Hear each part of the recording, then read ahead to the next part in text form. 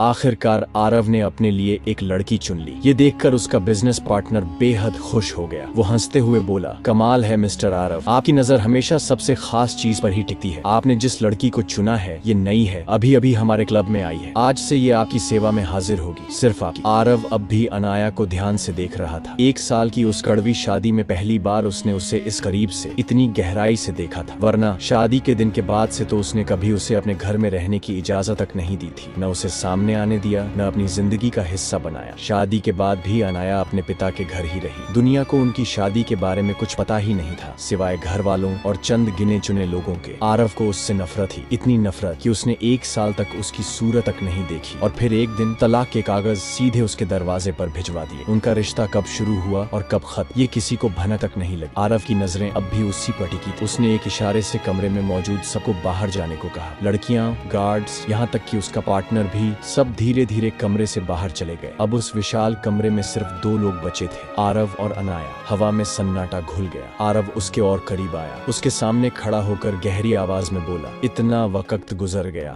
लेकिन तुम अब भी मेरी नजरों से बचना चाहती। अनाया चुप रही, उसकी आंखें अब भी झुकी हुई। अब कमरे में सिर्फ 2 लोग थे, आरव और अनाया। बाकी सबके जाते ही आरव का चेहरा और सख्त हो गया। उसने उसकी कमर पर पकड़ और कस दी। दर्द की लकीरें अनाया के चेहरे पर उभर आईं। गहरी और ठंडी आवाज में आरव बोला, तो ये काम कब से शुरू किया तुमने? उसके शब्द तीर की तरह अनाया के सीने में चुभ गए। उसकी आंखें झुकी हुई थी, लेकिन उसके भीतर की तकलीफ साफ महसूस हो रही थी। असलियत ये थी कि यह शादी दोनों की मर्जी के खिलाफ हुई थी। आरव ने इसे कभी अपनाया ही नहीं, लेकिन अनाया ने पहली नजर में ही उसे अपना मान लिया था। वो चाहती थी कि चाहे जितना समय लगे, मगर एक दिन वो उसके दिल में जगह बना ही लेगी। उसने रिश्ते को निभाने की कोशिश की, लेकिन बदले में उसे सिर्फ नफरत, तिरस्कार और अपमान ही मिला। जब एक दिन उसके घर पर तलाक के कागज आए तो उसकी सारी उम्मीदें और सपने बिखर गए। आरव ने साथ में पैसे भी भेजे थे, मानो रिश्ता भी एक सौदा हो, लेकिन अनाया ने उन पैसों को लेने से साफ इनकार कर दिया। उसने दस्तखत करके कागज लौटा दिए और पैसे वापस भिजवा दिए। तलाक के बाद दोनों की जिंदगियां बिल्कुल अलग हो गईं। न कोई बात, न कोई मुलाकात। अनाया ने कभी सोचा भी नहीं था कि उनकी अगली मुलाकात ऐसे माहौल में होगी, जहां उसे अपनी ही पहचान छुपाकर खड़ा होना पड़े। उसकी पलकों पर आंसू भारी हो आए थे, लेकिन उसने अब भी नजरें नहीं उठाई। आरव की पकड़ कसती गई और उसकी आवाज और गहरी हो गई, तुम्हें लगता है मुझसे दूर होकर तुम अपनी जिंदगी जी पाओगी? गलत हो अनाया, अब तुम फिर से मेरी पकड़। अनाया ने पहली बार अपनी नजरें उठाईं और सीधे आरव की आंखों में देखा। उसकी आवाज ठंडी थी, जैसे दिल में अब कोई एहसास बाकी ही न हो। मुझे गरीबी में जीने का शौक नहीं है, कुछ ख्वाहिशें हैं और उन्हें पूरा करने के लिए पैसे चाहिए। जब मेरे अपने पति ने मुझे छोड़ दिया तो जिंदगी चलाने के लिए रास्ता तो ढूंढना ही था। I need money, a lot of money. उसकी बात सुनकर आरव का चेहरा अंधेरा पड़ गया। उसकी आंखों में गुस्सा और दर्द दोनों उतर आए। वाह, तो मेरी एक्स वाइफ को भी शौक चढ़े हैं? उसने तंज कसा। पैसों के लिए अपना अस्तित्व बेचने तक उतर आई हो? अच्छा किया तुमसे पीछा छुड़ाकर। तुम जैसी औरतें बीवी नहीं बनती, बस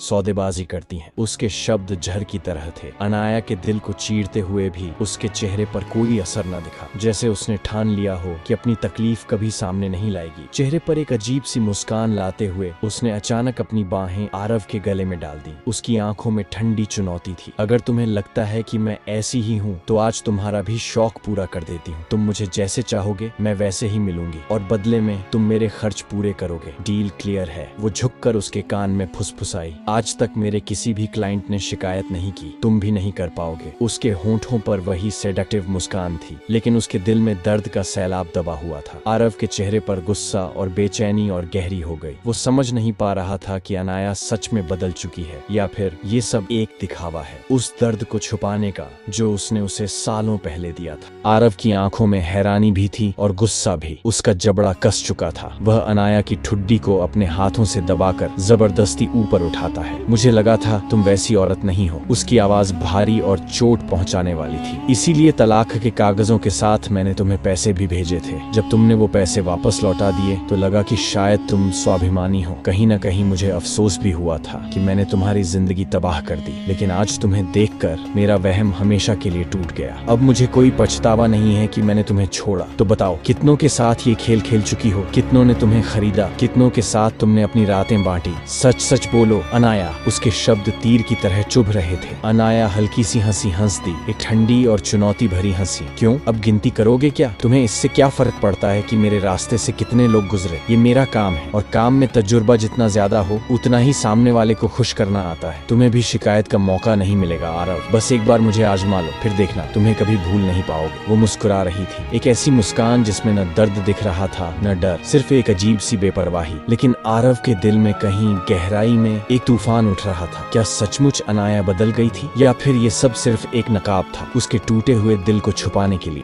आरव गुस्से से अनाया का हाथ पकड़कर उसे बिस्तर पर धकेल देता है। अनाया फिर भी मुस्कुरा रही थी, एक अजीब सी मुस्कान, जैसे उसे कोई डर ही न हो। उसकी मुस्कान आरव को और भी चुभ रही थी। वह अपनी शर्ट उतारकर फेंक देता है और तेज कदमों से उसके करीब आता है। तुम कहती हो ना कि तजुर्बा है तुम्हारे पास? उसकी आवाज में आग थी। तो आज दिखाओ कि असलियत क्या है तुम्हारी। अनाया अपनी आंखों में चुनौती भरकर उसकी तरफ देखती है। वो पास आकर धीमी आवाज में कहती है, तुम सोचते हो मैं टूटी हुई हूँ, पर सच तो ये है कि मुझे अब किसी चीज से फर्क नहीं पड़ता। अगर तुम्हें सिर्फ अपना गुस्सा निकालना है तो निकाल लो, लेकिन याद रखना हर बार जो जख्म तुम दोगे वही तुम्हें वापस लौटेगा। आरव उसके बहुत करीब आ चुका था। उनकी नजरों की टकराहट में नफरत भी थी, दर्द भी, और कहीं गहराई में छुपा हुआ वो जज्बात जिसे दोनों ने सालों से दबा कर रखा था। उस पल कमरे में न खामोशी थी न शोर, बस दो टूटी हुई आत्माएं थीं जो एक दूसरे को मिटाना भी चाहती थीं और समझना भी। आरव ने अनाया को जबरदस्ती अपने करीब खींचा और उसके होंठों पर अपनी झुंझलाहट उतार दी। ये किस किसी मोहब्बत की तरह नहीं था, ये एक ऐसा किस था जिसमें उसकी सालों की नफरत, गुस्सा और हक जताने की चाह झलक रही थी। अनाया को दर्द हो रहा था, लेकिन उसके चेहरे पर वही अजीब सी मुस्कान जमी रही, जैसे उसके लिए दर्द कोई मायने ही न रखता हो। आरव और भी उलझ गया। उसकी आंखों में सवाल था, ये लड़की आखिर चाहती क्या है? क्यों इसे तकलीफ अभी हंसी जैसी लगती है? वह अनाया का चेहरा कसकर पकड़ते हुए गुर्राया, तुम अपने आप को क्या समझती हो? मैं तुम्हें तोड़ दूंगा। तुम्हारी ये बनावटी हिम्मत ज्यादा देर टिक नहीं पाएगी। अनाया ने उसकी आंखों में झांका और बहुत धीमी आवाज में कहा, तोड़ोगे मुझे? आरव, तुम क्या जानो टूटना किसे कहते हैं? तुम्हारी वजह से मैं पहले ही 1000 बार टूटी हूँ। अब मुझे दर्द से डर नहीं लगता। अगर आज भी मुझे रुलाना चाहते हो तो कोशिश करके देख लो, शायद नाकाम रहो। आरव का हाथ टीला पड़ गया। उसके भीतर पहली बार गुस्से से ज्यादा जिज्ञासा जागी। उसे लग रहा था अनाया के शब्दों के पीछे कोई बड़ा राज छुपा है। वह धीरे से पीछे हटते हुए बोला, कौन हो तुम? वो अनाया जिससे मैंने नफरत की थी, या वो औरत जो आज मेरे सामने किसी अजनबी की तरह खड़ी है? कमरे में सन्नाटा छा गया। अनाया के चेहरे की मुस्कान धीरे धीरे गायब होने लगी। उसकी आंखों में नमी उभर आई, लेकिन उसने तुरंत पलकें झुका ली ताकि आरव उस टूटन को देख न पाए।